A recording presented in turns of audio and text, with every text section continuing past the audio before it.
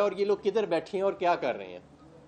اس کو ذرا کمپیئر کریں پاکستان تحریک انصاف کے دور میں، جہاں ہر وزیر، ہر مشیر، چاہے رزاق داؤد کامرس کے اندر بیٹھے تھے، چاہے انڈسٹریز کے اندر جو لوگ بیٹھے تھے، صنعت اور پاور کے بجلی اور پیٹرولیم کے اندر جو لوگ بیٹھے تھے، فائنانس میں وہ لوگ بیٹھے تھے، وہ ہر وقت نئے پیکیجز، اسٹیک ہولڈرز کے ساتھ کنسلٹیشنز، بار بار عوام کو بتاتے تھے کہ یہ ہمارا پلان ہے، اور سارے ٹارگٹس الحمدللہ اچیو کیے.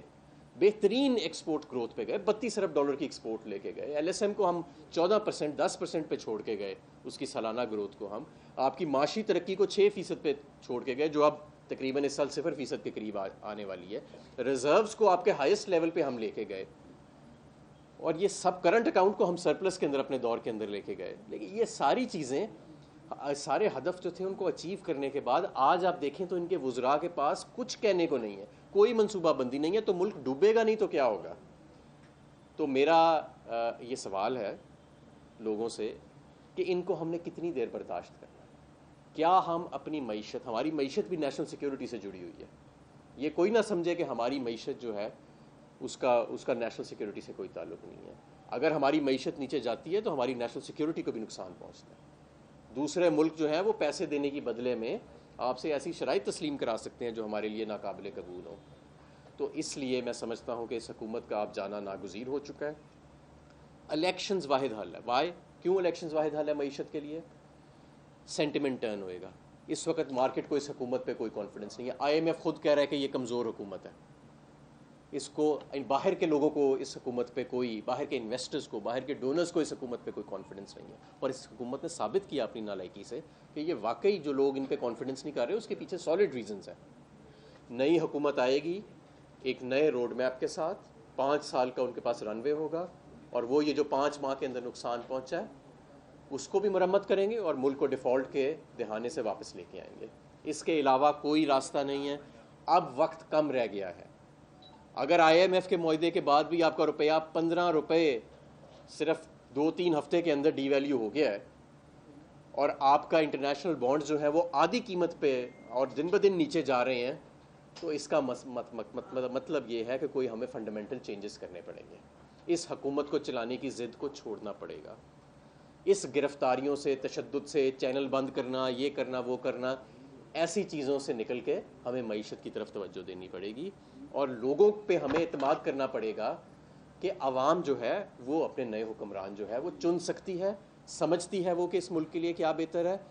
چند بند دروازوں کے اندر، کمروں کے اندر اس کو، یہ جو بند دروازے کے اندر کمرے لوگ ہیں کمروں کے اندر، ضرورت نہیں ہے ان کو فیصلے کرنے کی پوری قوم کے لیے. قوم اپنے فیصلے خود کر لے گی. قوم پہ اعتبار کیا جائے، اور انشاءاللہ تعالیٰ جو نئی حکومت آئے گی وہ اس ملک کو سنبھالا بھی دے گی، اور وہ انشاءاللہ تعالیٰ پاکستان تحریک انصاف کی حکومت ہوگی.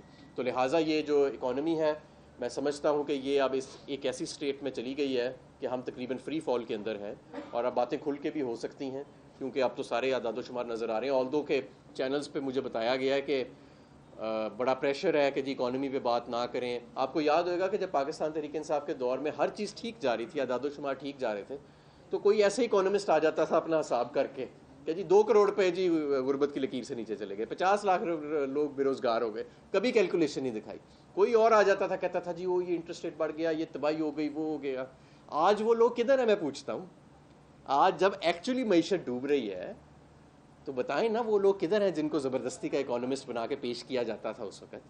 آج وہ کون سے، کدھر، کس کمرے میں چھپے ہوئے ہیں، کدھر ان کو چھپایا ہوا ہے؟ تو یہ ساری چیزیں ایسے پریشر کے ساتھ آپ معیشت نہیں چلا سکتے.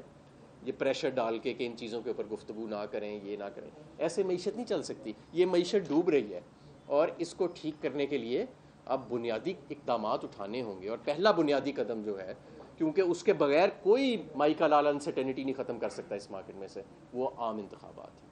اور عام انتخابات جو ہیں یہ ایک جمہوری آئینی تقاضا ہے اس وقت. اس کو جو روکے گا میں سمجھتا ہوں وہ اس ملک کے ساتھ ظلم کرے گا. جی سوال ہے. یہ فرمائیے کہ عمران خان صاحب نے آرمی کی توسیع کی بھی بات کر دی، اور آرمی کو امریکہ کے ساتھ کوئی ٹینشن چھوٹی والی بات نہیں.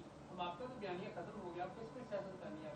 دیکھیں جی، بات یہ ہے کہ عمران خان صاحب نے ڈیفرمنٹ کی بات کی ہے، ایکسٹینشن کی نہیں بات کی. انہوں نے کہا نئی منتخب حکومت آ کے نئے آرمی چیف کا تعین کرے. میں سمجھتا ہوں اس میں کوئی ایسا ایکسٹینشن والی بات تو نہیں ہے، یہ تو ڈیفرمنٹ کی بات ہے. اور میں سمجھتا ہوں کہ ایک جمہوری تقاضا ہے. اگر نئی حکومت آ رہی ہے 5 سال کے لیے تو اس کو یہ حق ہونا چاہیے کہ وہ کس آرمی چیف کے ساتھ کام کرنا چاہتی ہے, اور وہ جو ایگزسٹنگ لاٹ ہے اس میں سے آؤٹ گوئنگ گورنمنٹ کو, جو قابل نفرت گورنمنٹ ہے, اگر ہم اس کو کہیں کہ جی وہ انتخاب کر کے چلی جائے, تو یہ میں سمجھتا ہوں ادارے کے ساتھ بھی اور ملک کے ساتھ بھی زیادتی ہے. یہ بتائیے گا, اس وقت کھچڑی پکی ہوئی ہے, تقریباً تمام پارٹیز کی حکومت ہے اور معیشت تباہی کی طرف جا رہی ہے. یہ تباہی کی ذمہ داری اینڈ پہ کس کے سر پہ پڑے گی, کون اس کا ذمہ دار ہوگا؟